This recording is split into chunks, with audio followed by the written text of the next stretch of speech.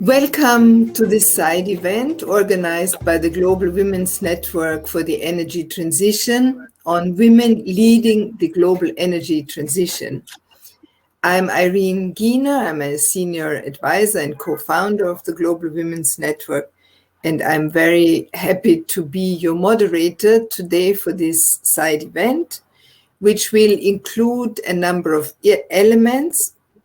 We will start out with a video from our minister. Thereafter, we will have a keynote presentation from Executive Director Christine Linz.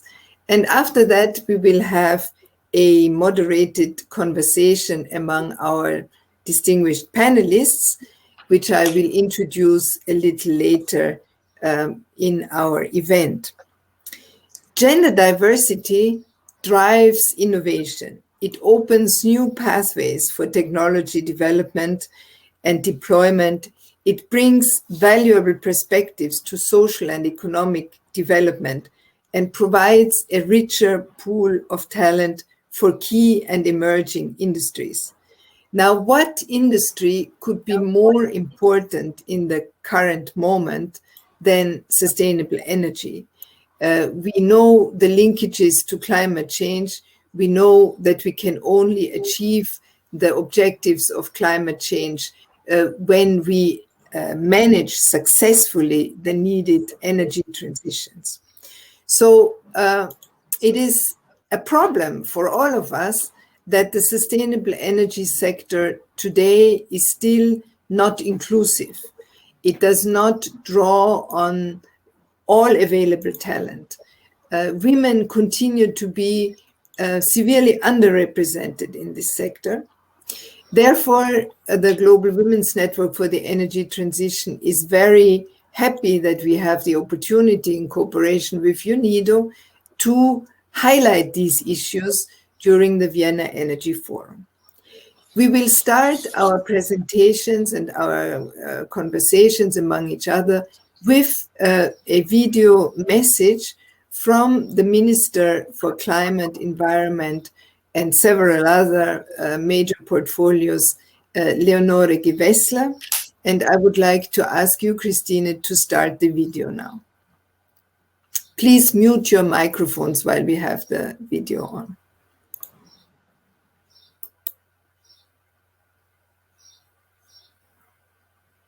Dear ladies and gentlemen, a very warm welcome to everyone participating in this side event on women leading the global energy transition.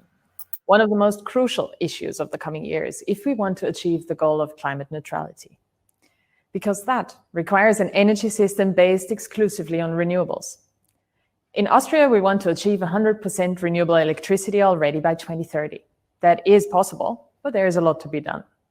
To make this work, we cannot do without half of the world's population, women. On the contrary, we need as many women as possible. We need you.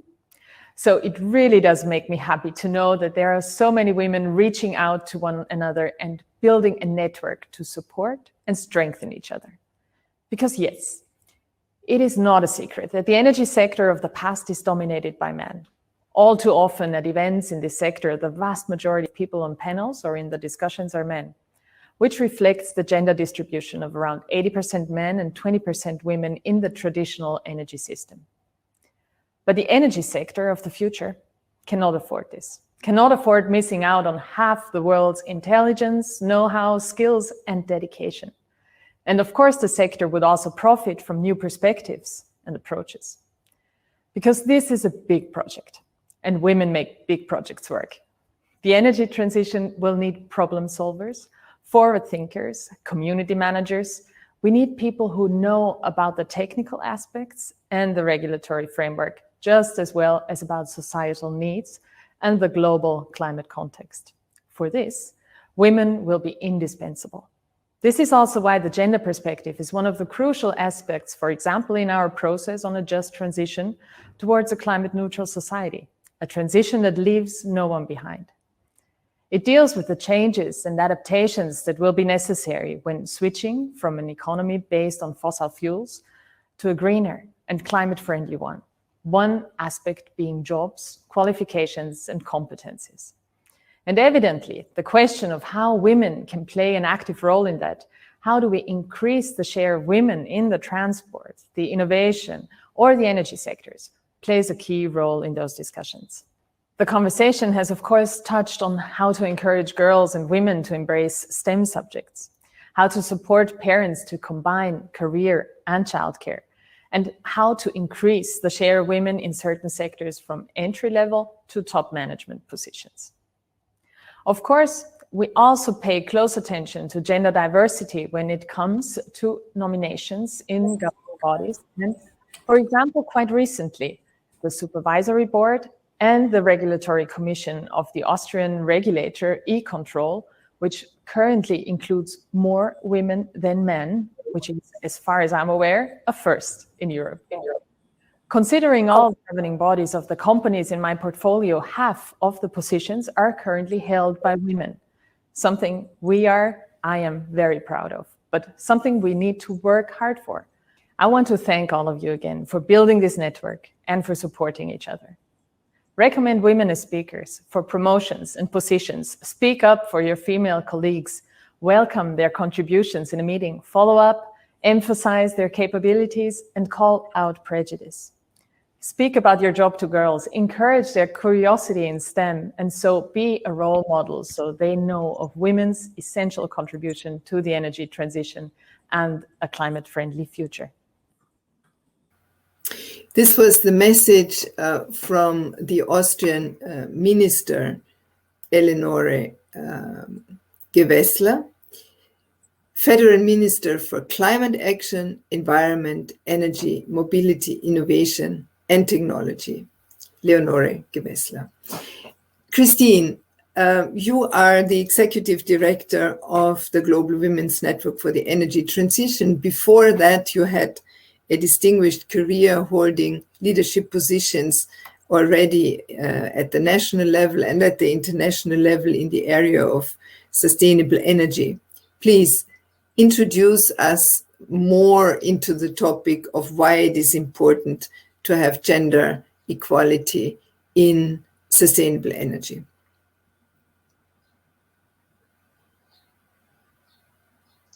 Thank you very much, Irene. I just realized that I had muted myself in order for you to be able to hear the video well. So I have stopped that now, and I hope you can see my screen well. Yes, we can. And excellent. It's my pleasure to also welcome you on behalf of GWNet to this side event that you organized together with UNIDO on women leading the global energy transition. A word on GWNet. The Global Women's Network for the Energy Transition was founded in 2017 with the aim to advance the global energy transition by empowering women in this space through interdisciplinary networking, advocacy, training, and mentoring. In the meantime, we have over 1,900 members from 100 plus countries. And we do not work in isolation, but we forge partnerships with major players in the sector. Why are we doing all this? According to the Oxford Institute for Energy Studies, the energy transition is a multidimensional, complex, non-linear, non-deterministic process. But what is clear is that it radically reforms the existing energy supply and energy demand systems. But it goes beyond just replacing fossil fuels with clean sources. It changes consumption, distribution, and investment patterns. It requires new coalitions and capabilities of actors. It requires new socio-technical schemes of policy, regulation, mindsets, beliefs, and social practices. It requires behavior change and innovation and integration across all sectors. And for this, we need diverse backgrounds, diverse capabilities, and diverse perspectives, and clearly a large and diverse pool of talents. And when we look at figures from IRENA, we see that currently there are about 11.5 million people working in the renewables sector globally. And this number is supposed to increase to 42 million people by 2050. I mean, 2050, if you think about it, is not so far away. It's less than 30 years. And if we know that today we have about 32% women in the renewable energy workforce, of course, this is great because it's already higher than the share of women in traditional sectors. where it's about 22%, but still we are far away from gender parity. And it's very clear that this industry is only going to thrive and be successful if it manages to attract the best talents of both women and men. And this is exactly where GWNet starts with its activities. And clearly, I mean, these figures, I think, show the importance of attracting women to this sector. But we also have evidence that gender equality just makes a lot of sense also in economic terms. Not only is it a human right for women to participate on equal terms with men to have access to employment, but we also see that global GDP would significantly increase if we manage to reach gender parity. And we also see that companies with diverse leadership have much better results. They are better prepared to survive financial shock. They show often improved profitability. They have more appetite for innovation, investment in R&D, and innovative talent. They have decreased risk and overconfidence, and through this, higher returns. And they have more awareness and action on environmental issues and have more stringent decarbonization policies. And I think very soon we are going to see studies showing that they navigate better through the current pandemic. So not only does it make a lot of sense to have women participate, but it also really economically makes a lot of sense. So, and everybody benefits. However, we have the situation nowadays that there are not really harmonized data sets available. IRENA has started to make some global efforts in this field to highlight the role of women. With this publication to which we contributed, Renewable Energy Agenda Perspective, that was launched, I think it was in 2019, if I'm not mistaken. And since then, IRENA has been working on a survey about the role of women in wind, and is currently working on a survey on women in solar. So I encourage everybody working in this sector to please participate in this survey. I'm sure Rabia is going to spread the word about this. But in general, we see that methodologies vary, study boundaries vary, and respondents vary. And it's clear that data is a key element for policymakers to take action in this area. And that's why GWNet is really concentrating its efforts on shedding a light on the role of women in energy through various publications. We have also done a study, Women for Sustainable Energy Strategies to Foster Women's Talents for Transformational Change, where we have interviewed lots of people from the industry and also show good examples from both the private and the public sector, and provide some other examples of best practices for gender diversity in talent recruitment, etc., etc. So all of those are accessible for free from our website. We have also found that encouraging women and supporting them and giving them a bit more confidence is really beneficial for them stepping up in their career. And that's why in 2018 we have started our first GWNet mentoring program, and since then we have initiated lots of programs. Currently there is one that we do in cooperation with the German energy agency DENA on behalf of the German Ministry for Economy and Energy, BMWI, that is targeting women in Russia, Ukraine, and Turkey. That is currently available. You find it on our website. And overall, over these last years, we have mentored over 350 women in these programs, have a dynamic mentor pool. So should anybody of you be ready to support another woman in their career, please register as mentor in our pool, and have organized quite a lot of knowledge transfer webinars. I'm in the process of developing an online course, have organized some study tours, and have also done an active online storytelling campaign to really highlight the role of these women.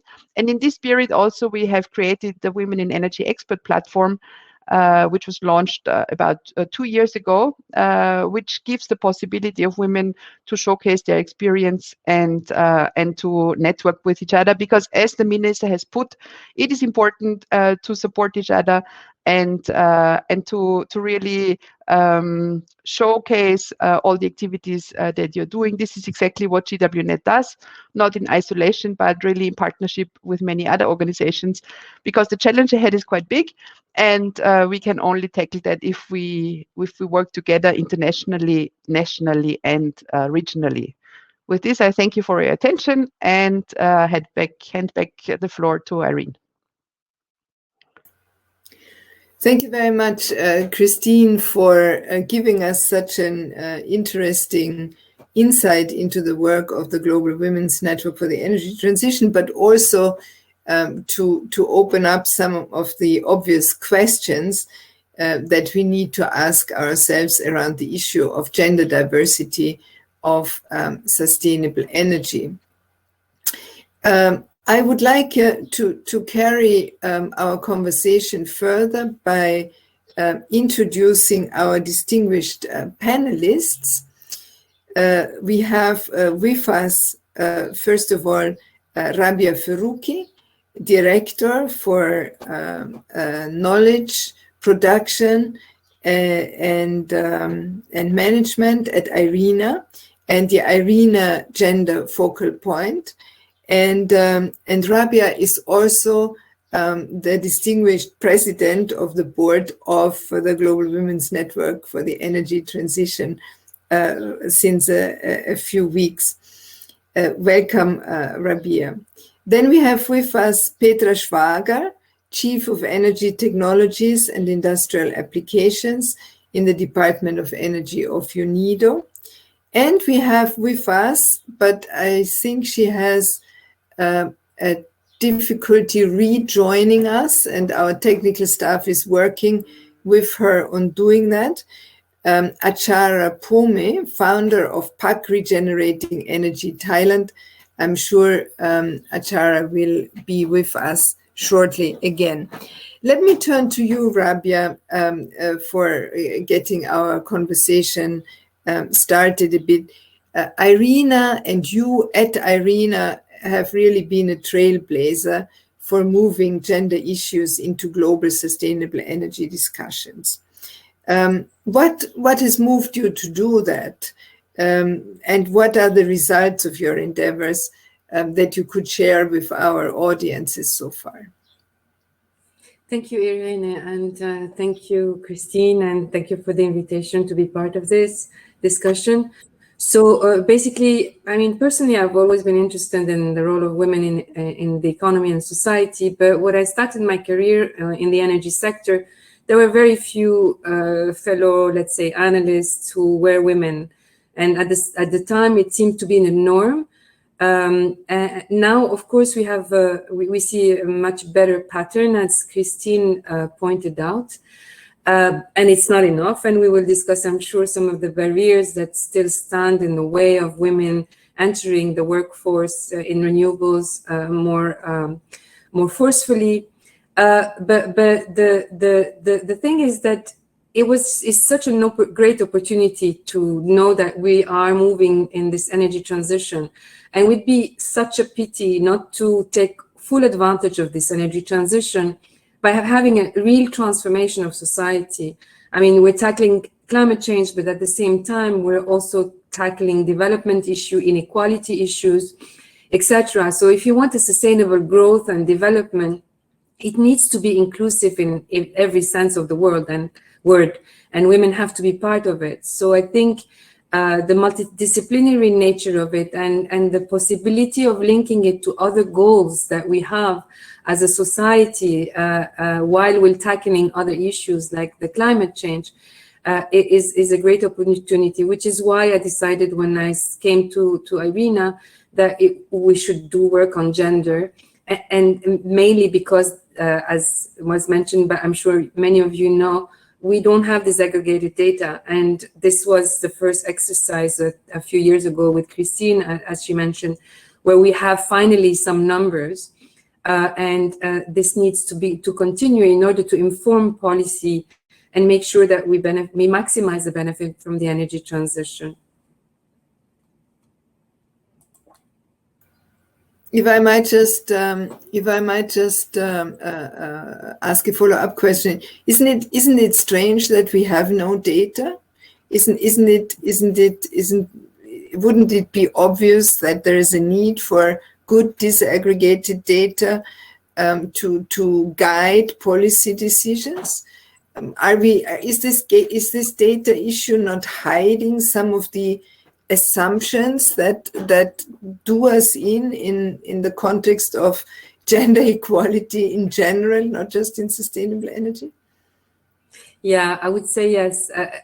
Being a labor economist initially, labor data is difficult in general, but having this kind of disaggregation has never been on the agenda. And obviously this hides, as you say, cultural norms that we've been living with and inheriting generation after generation. And it's true. I mean, how do you define policy without any measures that can evaluate those policies and track progress over time?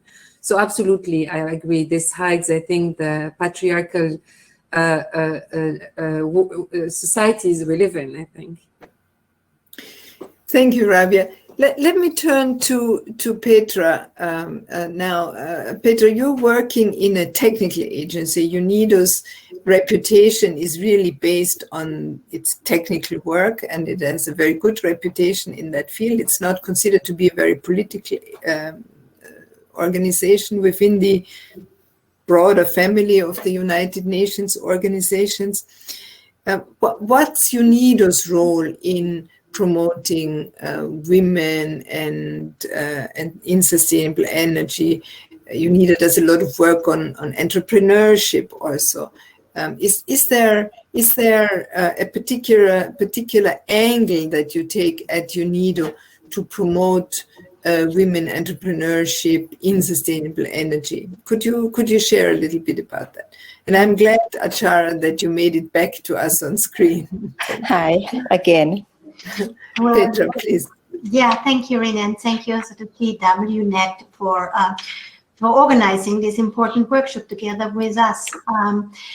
From my point of view, sustainable energy transition is impossible without gender parity and without considering this. So there's a great interlink between the SDG 5, 7, and also what UNIDO stands for inclusive and sustainable industrial development, SDG 9. So if we want to bring this forward, we need the participation of women. So just echoing a little bit what my predecessors or the other panelists already outlined, and also underlining the data, the need for data. I think this is also something where we will put a bit more emphasis in the future.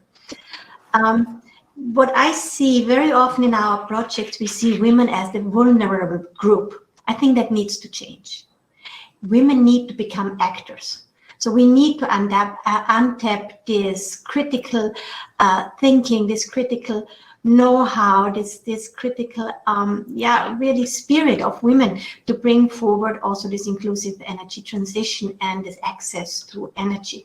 For this, in our program, and considering the different points that we heard before, STEM, more emphasis on STEM, how can we partner more with women? How can we also train women? We are just now working on a program that includes all of these aspects. So UNIDO has been working on the clean tech, and where we are supporting women to have to start up their own business, to have access to finance, which is crucial. On the other hand, we are now combining this with technical training, so that we have, a bit more holistic approach to this, and also mentoring. I believe that women have been left behind for so long. So if we want to bring this forward, we need holistic approaches. We need to consider the different angles. And last but not least, allow me to say that also the stimulus of women. No, you can do it, not this underestimation. So we need, and I'm very happy to see also our minister taking really the lead forward to encourage other women to do this. And last but not least, when leading my team, I really believe in an inclusive team where I need women, but I need also young and old. I need a mixture of all so that I can get in the creativity and the innovative spirit from all of them. Thank you, Petra. Just to follow up on what you said also a little bit, I mean, you said that women are so often perceived in the discussions as victims on the one side or as beneficiaries of development, right? And you said it's time that they are actors, and I think we need to underline it's time that they are seen as actors and perceived as actors, right? Because they are actors already. When I think back on my experience in developing countries as Director General for Austria's Development Cooperation, I met so many women totally involved in the development of their communities and making a huge contribution. So why is it that we continue in the dialogue, in these international dialogues? Why do we continue to paint women as either as victims or as beneficiaries, as passive, and not as agents of change, which I believe they are? And what is UNIDO doing to change that? Yeah, I think what's fundamental for UNIDO, I mean, we have started doing this, but I think we have to do much more still. To leave business as usual behind and make an extra effort to engage with women, make an extra effort to bring them forward. I'm sometimes in interview panels and then they say, oh, we didn't find a woman. So why not? How did you reach out? Did you take the extra mile? Did you go the extra mileage? We have just now launched the new global partnership for green hydrogen, and that I have the pleasure to lead. And one of my first steps was really to reach out also to the Women's Network on Green Hydrogen, because I want to include them, I want to bring them forward. And last but not least, it's not just enough to have projects and to do nice gender mainstreaming or gender reporting. Sorry, I'm being a bit cynical here. No. But I think we have to also see, okay, when we formulate or when we design energy products, energy services, let's involve women, because very often they are applying this. How do we engage also a bit further, not just in this product? How can we engage them as entrepreneurs and engineers? Thanks. Thank you, Petra. Well, let me turn to a female entrepreneur. I'm very happy that Ashara is on our panel. Can you speak a little bit about your experience and how you overcame the obstacles which clearly are existing and are making it harder for women to succeed in sustainable energy? Please, Ashara, you have the floor. Yes. Hi, everybody. I'm Ashara Pumi, the Managing Director of PAC Corporation. We are doing the business about clean technology, focusing on air conditioning and water heating and also solar power. For the particular obstacles for my journeys as an entrepreneur, it's not very easy. We work very hard. And because of in the clean technology field is related to many technical terms, technology, and also the engineering. So it's very, it is a deep technology that we have to find many know-how, knowledge, and we have to be educated a lot in this field. Work is not like about any other commodities products. It is very easy to learn how to market, how to have the finance, funding, etc. But in this field, especially in Asian country, it's very new. So we have to try a lot at the beginning to learn about the technology and be accepted with the stakeholders, which is the customer, who is the engineer or the male project manager. And when I go to pitching the project and introduce my product, they look at me and it seems like, do you have the expertise, or do you have the ability to do this kind of project? I am an only woman in the big meeting room, surrounding with the male engineer, technical, and management. So I have to try to prove a lot in my enthusiasm and my motivation and my hard working on my project. And also sometimes when I'm comparing with the candidate, which is male, competing with one project with me, it seems like they mostly accepted by the audience better than me. It's not just a feeling, but it's the truth. In Thailand or in Asian countries, female leading in this business is not the normal. Yes, it's the normal way of practice. So I have to prove a lot. And also not only for outside stakeholder, but also in our company. Because of I have to management in the hard skill and soft skill, we have to manage the male employee, and it is around 50% of my organization. So I have to be very smart in work, and also we have to use my soft skill to manage them as well, because of I am not the kind of the woman that very aggressive. So I have to work in both sides to lead my business to be successful, because of this is the Asian style as well. And I have to hard working a lot, how to delegate, determine in my work, because of to be the energy entrepreneur or the clean tech entrepreneur is not very easy. You have to prove yourself a lot.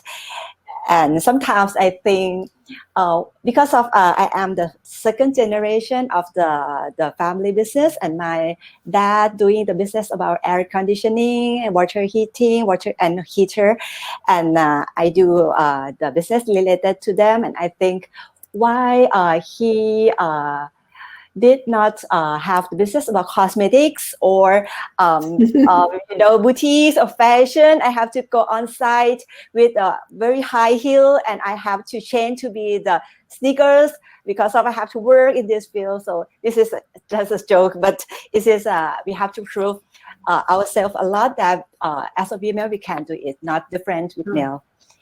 Yes. So let me briefly interrupt you. Did your father encourage you to go into the business? Not exactly, because of firstly I try to be the successor in the existing business, which is the conventional air conditioners. But I think the air conditioner, it brought out the waste heat to the environment, and I think it's not good. So I would like to have another innovations, and that is my first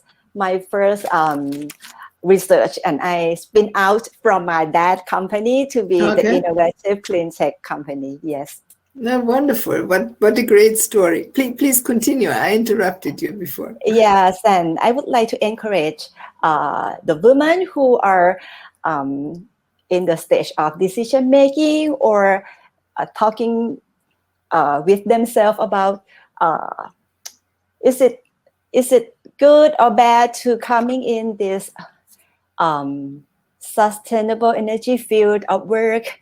I think this kind of at the first is very hard. I accept it, but it's sustained. It will be very hard at the beginning. You have to prove yourself a lot, but every day you get along with this journey, everything is easier, and you will be accepted. Such as for my case, it is very few female entrepreneurs to run the business in clean tech or in the sustainable energy as myself. So is quite very outstanding entrepreneur in Thailand asked me to do this kind of business. So if you can be the first one or the top female entrepreneur in your country or in your region, I think it will be the biggest, the greatest step at the beginning. And it is not about the fashion business, it's the sustainability business. You do not do it only for money or your economics aspect, but you are helping your social and your environment. It's very difficult, it's very tough, but I encourage everyone to get in. I think it's very valuable and it is the very value investment for your career path as well. Yes. Wonderful, Ashara. Thank you very much for that. Let me welcome also our audience. We have, as I can see from the list, provided a very substantive audience, and we welcome questions from the audience. Our panelists will be happy to take questions from the audience. So please type your question if you have one. And I will make sure the question is brought to the attention of our panelists. I would also encourage our panelists to react to each other and perhaps to highlight any points that were made by other speakers. In the meantime, I'm getting a question or a comment about the importance of STEM in sustainable energy. How would you go about that question? I think there are different takes that we can take on STEM, especially in sustainable energy. Who would like to have a question, a comment on the question? Sorry, Christine, please. Yeah, I will maybe focus on just one aspect because I think the others will then jump in and cover others. What we witness is that the energy sector is not only requiring technicians. So it's not only STEM subjects that are needed, but there are lots of politicians, salespeople, economists, journalists, etc. needed. So we are just very often we find that the discussion is very narrowed down to only STEM subjects. They are important, and it's important to encourage women and girls to go into STEM areas, but we are really highlighting that there is a broad spectrum, and I think, I mean, as a take from me, from my career, I think it's important that you find your passion in work. And I was lucky to, in early days of my career, to get introduced with the sustainable energy sector, and I can really I witnessed the growth of this industry, and I can really, a bit like we felt also with Ashara, put all my heart in this sector. And whatever you do, I think if you like what you do, you will do it well. And this is really the encouragement that look out for the multiple opportunities, but the sector really provides lots of possibilities. And one panelist just mentioned, yes, I fully agree, we need men and women advancing the gender mainstreaming aspect. Today we have deliberately decided on just having a female panel, maybe also to counterbalance what we often see, to counterbalance the males, but normally we do have mixed panels because the issue of empowering women is not only an issue of women, it's also an issue where men, proactive men are required. I'll stop there. Thank you, Christine. Rabia, did you, I think you signaled before, right? Yeah, please. Yeah, thank you. I may agree with Christine, and in the global study that we did, we do see less women in STEM fields than in non-STEM fields, and we see mainly a majority of women in administrative jobs. Now, the multidisciplinary nature of sustainable energy, or the sustainability field, is one actually that provides that broad spectrum of different kinds of jobs, and that's why I think it's a great field where you can find the passion that Christine is talking about. Another aspect I would like to also mention is like when we did the studies on the segments of the value chain and the kind of jobs and occupations that we find along them, there's a lot of jobs that don't require very high level of skills either. So in that sense, I mean, you have a broad spectrum in terms of fields, but you also have a huge spectrum in terms of skills, from very relatively low skills to, you know, more highly educated people. In that sense, I think Christine is right, and I would just stress the multidisciplinary nature that has been attracting actually more women in this field than in other energy fields. Yes, Petra. Thank you, Rabia. Please, Petra. Thank you very much. Very interesting point. I wanted to share a bit from my own history. As Irene mentioned before, we in UNIDO, we are a very technical organization. So I'm an economist, but I like, similar to Christina, I started in the cleaner production when I was a young person already in this field, and I grew into this. But in order to advance, I took on another study.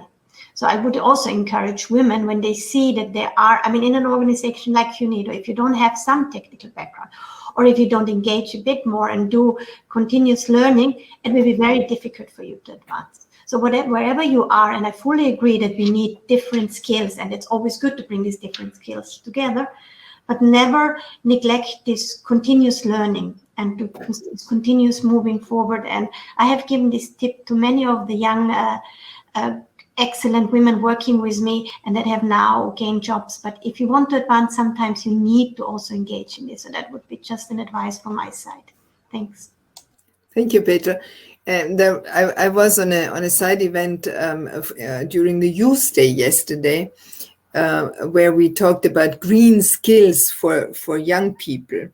And one of the panelists, emphasized really the fact that when you take topics that later develop into STEM disciplines, when you take these topics to kindergarten children, you have interest from girls and boys alike. There is absolutely no difference at that age in terms of curiosity, in terms of inquisitiveness, in terms of desire to experiment between women and between girls and boys. So we also need to take these issues on sustainable energy to the young population as early as possible, and to the youngest possible population as quickly as possible, because often we speak among people that are already well settled in their careers, and then it's difficult to change. But I think Petra's point about continuous education and learning is exceedingly important, especially in a field that changes so quickly, right? I mean, what was true yesterday, tomorrow already is really not true anymore in terms of the opportunities that technologies offer to us, and also the social change that occurs very quickly, because STEM is very technology focused, but I think what we also need a lot in sustainable energy is social engineering, is changing the social context in which decisions are taken, in which decisions about energy production and consumption are taken, how communities organize themselves, etc. We get a message. I miss the sense of urgency that Greta Thunberg voices so well in this panel.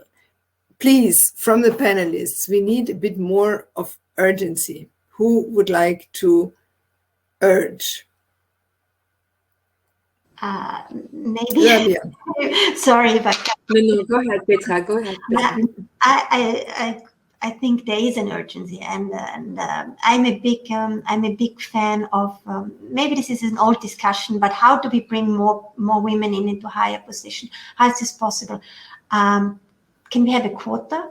Can we say, okay, a minimum of women have to be in the board to move on? I know this is an old discussion, but I believe that in some areas we will not move forward if we don't make it an obligation for some time. It doesn't mean that we are not picking up the best talents, but I think that would be really an important issue to bring this forward and to see that more women are in higher jobs. So for me, it's an absolute urgency. And also to bring in this other spirit, what I mentioned at the beginning, creativeness, innovation, different point of views. Women are more closer to also the customer. So designing products different, designing services different. So there is an urgency. Thanks. Rabia, you had also. Yeah, I agree also. There's not only is there an urgency, but I really feel by now, after all the years of working hard on this topic, is that we know the challenges, we know the solutions, so we need the commitment basically of decision makers and of course, for all of us to continue pushing the agenda.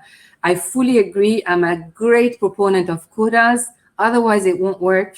And we see that in recruitment panels. We see that in our engagements in panels, and the way women and men continue to be treated differently, etc. I mean, we have inherited centuries of male domination. So it has different forms in different geographies, but the essence is the same. So I'm a big believer in, for urgency, it means that we have to act now, and act with solutions that we have. I fully agree. And quotas are a big thing, I think. Another solution, another approach that has produced very good results, I believe, is mentoring. And I would like to invite Christine to speak a bit more to that topic. She touched on it in her presentation, but there is more to say. Thank you, Irene. I would just say one thing that really struck me from the welcome statement of the minister, when she mentioned that all the companies in her public companies, her portfolio, now have gender parity on the boards. You know, this new government in Austria is in place now for a bit, 1.5 years, something like this. So you just see that when there is political will, things can change pretty fast. And I think this is also important because we often think that this is something which is very difficult to achieve.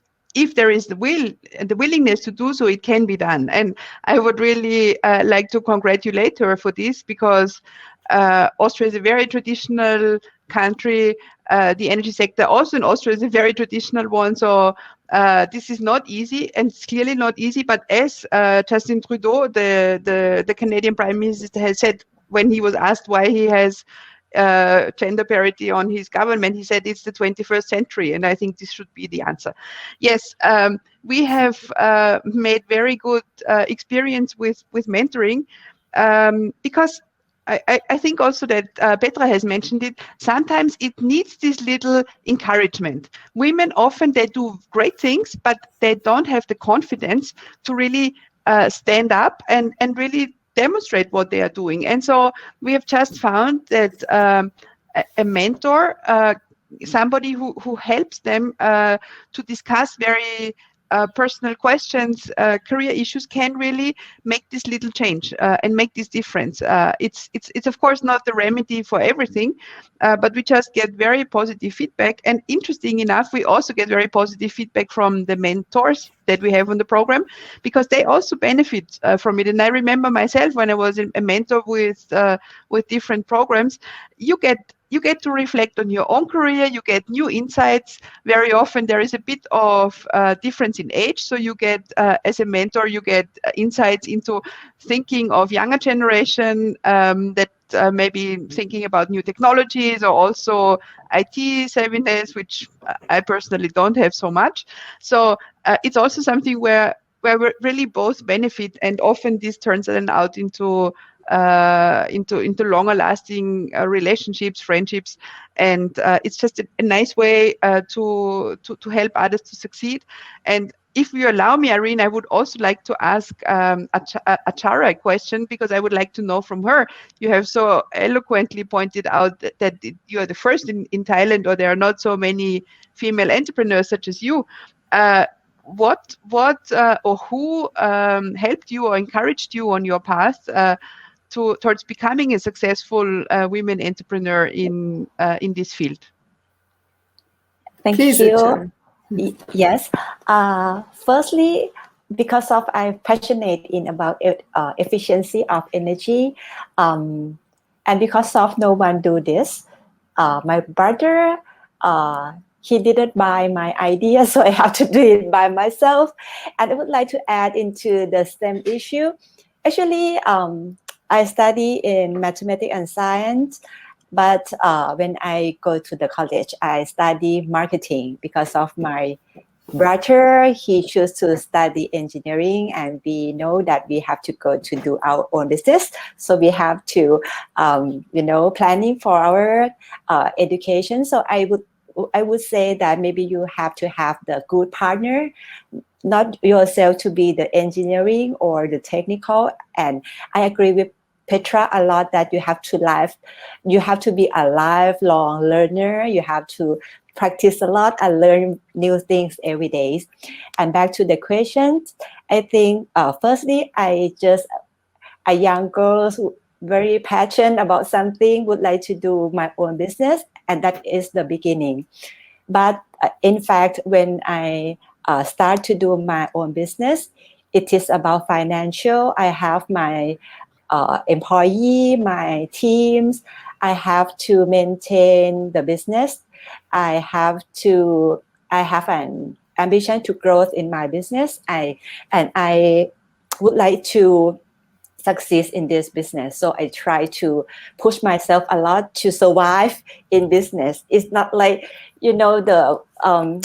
the good word that, okay, I have a passion, I have the vision, but at that time I have to survive, and that's it. And because of it's very hard, you have to have the exact customer who buy your idea about the clean tech, and it's very niche market. So you have to connecting with government, bank, institute, everything, every person, every stakeholder to get survival. And that is the insight. But if today, it seems like I am a bit grow up and a bit stable. So I see more than in the vision about energy efficiency to be one person to encourage this business to grow in Thailand. I would like to support Petra again. I am the member of GC from UNIDO in year 2017, and I gained a lot with that mentoring accelerator, and I have many opportunities for that platform. And if you double my entrepreneurship again, as Christina asked, I push myself again when I know that, okay, this is not only clean tech in Thailand, but this is the business of the world. So it's like I have a bigger vision only in my country. Yes. That's wonderful to hear, Ashara. And I think I would like to encourage you, if you have not done yet, to self-register also on the Women Expert in Energy platform that the Global Women's Network has created, and that Christine Lins introduced a little while ago. It's a wonderful opportunity to encourage other women, but also to network with them and to be encouraged by them. And it's also a wonderful way of making women in sustainable energy more visible, because, that's the point that Petra also made, and that we all, experienced in our professional lives already, that we are confronted with, well, I would like to have a woman in this post, but there simply aren't any good women, and we couldn't find anybody to be on that panel and so forth, or to be in this commission. And I think if we work together, making more visible the women that are already very successfully and very hardworking bringing about transformational change in sustainable energy, that will also make it easier for other women to enter the field. We have only a few minutes left, so I would like to ask each one of the panelists perhaps to formulate, if they want, and of course you also, Christine, to formulate one takeaway that you would like the visitors, the participants of this side event go home with. We have emphasized already the data issue, disaggregated data. We have emphasized the benefits of mentoring. We have emphasized working in partnership. Any takeaways that you want to formulate very rapidly in the last remaining minute that each one of us has? Yes, please, Christine. I'll maybe start. I would like, for me, the takeaway today is it's great to have all these inspiring examples. We will continue to highlight them because I think leading by example is always a good thing. And what struck me most was that it can go really quickly if we have the political attention where it should be. Because it's also not fair just to put the burden always on the individual women. I mean, we have to bring about structural change as well, so that individual women can have it a bit easier to make it. Yes, exactly. Thank you, Christine. Any other concluding remarks? Petra.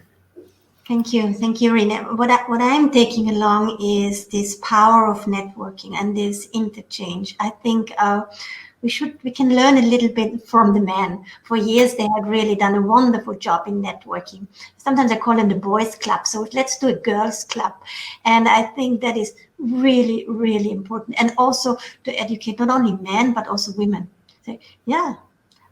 And I have this discussion very often, so whenever I can, I do this. So I really thank you for this opportunity to exchange with such great women, and I hope that we will stay in contact. Thank you so much. Thank you, Petra. Rabia, would you like to add something? As an oldie in the field, a few minutes left, I would like to give to Ashara to listen to what she has to tell Please, us. Ashara. Actually, at the beginning of before I know GSIP, it is the ignite of my journey to be in the clean tech session. I know nothing about this field, energy transition, clean tech. We don't know clean tech word in Thailand or in Asian. We know fintech, we know insurtech, edtech, many tech in Thailand and in Asian, but we don't know it is clean tech. And I do my business without no idea about clean tech at all. But it's the very matching when I apply into the Global Clean Tech Innovation Program. And I think the connections or the accelerator or the organizations as yours is very important to accelerate or leverage our entrepreneurial skill journey and benefits them to go in advance. Because of in emerging country, we have very limited resources and very limited channel to know this kind of organization. And this is my first time to know GWNet. This is my first time as well to know your organization.